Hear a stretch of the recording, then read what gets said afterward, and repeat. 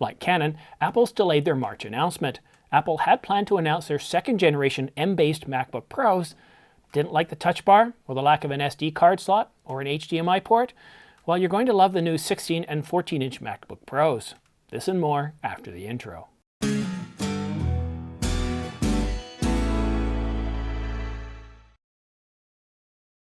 Hi, I'm Simon. Thanks for tuning in to The Ordinary Filmmaker. Subscribe to get notification of new videos like this one so you don't miss any news, rumors, gear reviews, or tutorials. And to make things just a little bit more exciting, I'm giving away a brand new Canon EOS R5 full-frame mirrorless camera to one lucky viewer. Details are in the description down below, or you can watch this video here, but please look at the terms and conditions as there are some age and location restrictions. And now for the news. According to Min Chi, Apple won't be announcing new MacBook Pros as scheduled this month. The announcement is delayed for at least several months. Now, 2 MacBook Pros were to be announced with the next generation M processors.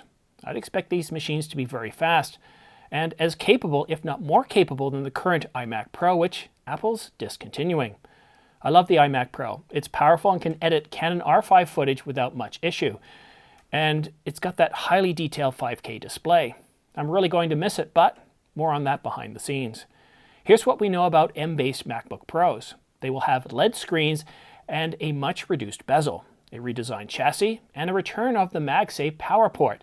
And MagSafe matters. Just the other day, my wife walked by my desk kicking the power cable quite aggressively, not on purpose, and I'm using a 2015 MacBook Pro, so nothing happened. Now, had it been one of those more recent MacBook Pros without the MagSafe, the laptop would have gone flying. And this isn't the first time this has happened. MagSafe has literally saved me thousands of dollars on repair bills over the years because the power cable just simply comes loose. Now, I'm happy to report that the new MacBook Pros will return the HDMI and SD card slots, which is great news for ordinary filmmakers and photographers. Now, if you're editing 4K footage, you'll not only get the speed that you need to edit Canon R5 footage right out of the camera, but you'll also have the screen real estate needed for editing. And for those that hate the touch bar, good news. You ready for this? Moment of silence for dramatic purposes. It's gone. Now, I didn't mind the concept and I thought it was quite innovative, but when they jumped the price for the unit to $300, it completely turned me off. In fact, I haven't bought a new Apple computer since that touch bar came out. And just in case you were wondering, in its place, we're getting the function keys back. You can expect the new MacBook Pros to arrive in the third quarter. And if I was a betting man, and I'm not, I'd expect them to be available in time for back to school, which we might actually get to do in person this year.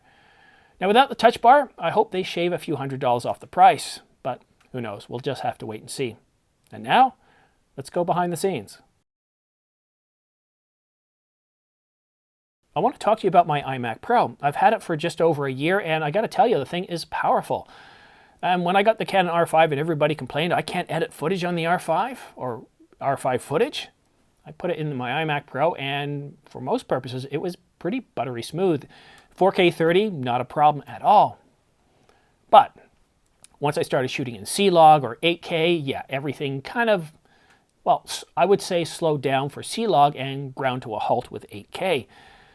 But as Apple recommends, I converted everything to ProRes, ProRes 422 actually, and you know what? It was able to edit buttery smooth. It was just very clean. It was like I'd had a whole new computer. So when I put together an 8K video a couple of weeks ago, this one here, I was truly amazed at how buttery smooth it was to edit with the files converted to ProRes. Without ProRes, yeah, you're going to have a problem. But even when Apple advertises the M1 Max, they say, yeah, I can edit 8K ProRes video. And you'll notice they put the ProRes in there. Without it, I'm sure these M1s will have a bit of problems with 8K footage. But yeah, that's my plan. So what I'm planning on doing is I'm going to be selling my iMac Pro. And the reason isn't really the M1 Max, because this one is probably just as fast as the M1 Max, but the last 2 winters have taught me something with all the videos that I'm doing for YouTube. It's very, very, very cold in my basement, and the only place that I have room for the computer is down in the basement. So I've decided, I've kind of had it with that. I want to go back to a laptop which allows me to edit in the rest of the house along with the family, so I don't feel like I'm sequestered for a couple of hours while I'm doing editing. So I am going to wait for the M1s because there's no sense in getting the old technology. I'll probably just end up with buyer's remorse. And Apple laptops aren't exactly cheap either. But my plans are to get one of the M1-based 16-inch MacBook Pros with 1 terabyte of internal storage. Probably go with a minimum of 16 gigabytes. Now, if they have an affordable option to go to 32, like a couple $100, yeah, I'll go to 32 gigabytes. I think that's pretty well it. So that's what my plans are for the next couple of months. Now, as far as editing, I really don't know. I'm going to try my old Macs and see how well it does. Now, if everything grinds to a halt, I might have to go back to full HD for a little while, or at least record in 4K and then downsample. We'll just have to wait and see. I'll let you know how my experience goes, but right now I still have the iMac Pro, but I got a few offers. And if you're in the Toronto area and you're interested in buying the iMac Pro that I have, drop me a comment in the comment section down below. I've also got it listed on Kijiji. But that's it for now. Don't forget to subscribe for your chance to win 2 Angelbird 128GB AV Pro MK2 V90 SD cards, along with a dual SD card reader. Or you could also win a Ulanzi LED light package with accent lights, underwater lights, and various other flat panel lights that you can use to light your subject, or as a starter kit for starting your own YouTube channel. I'll be awarding these 2 prize bundles once the channel reaches 30,000 subscribers. And then I'll be offering up different prize bundles every 10,000 or so subscribers until the channel reaches 100,000. At which point I'll be awarding a brand new Canon EOS R5 full-frame mirrorless camera to one lucky viewer.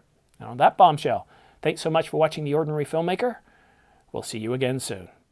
Now, if you notice some strange creaking sounds or some crackling sounds just in the last minute or two of this video, that's because somebody's moving around upstairs. So I'm going to leave it in there because I'm really curious myself to see actually how much of that audio is captured by the Tascam.